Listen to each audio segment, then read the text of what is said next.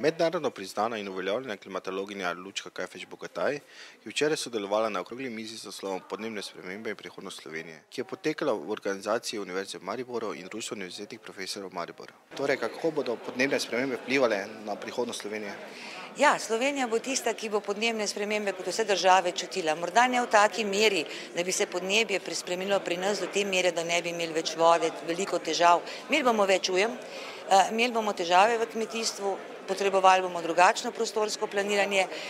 Seveda bo pa Slovenija čutila odraz podnebnih sprememb v naši okolici.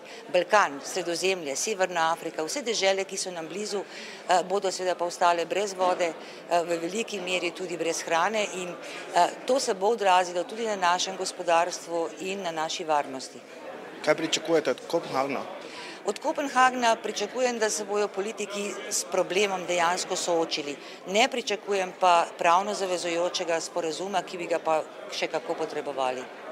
Ker ste bili v skupini, ki je skupaj z Al Goreom prejela Nobelovo nagrado, koliko vam ta zadeva pomeni oziroma vam tudi odpira vrata pri reševanju problemov na tem področju?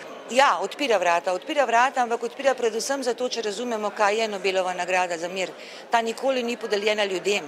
Ta je podeljena problemu in pove, da je svetovna javnost prepoznala problem. In to se mi zdi, da je glavno tudi sporočilo, da je problem tako velik, da ne moremo odlašati in ga prekladati naslednji generaciji, naj ga rešita.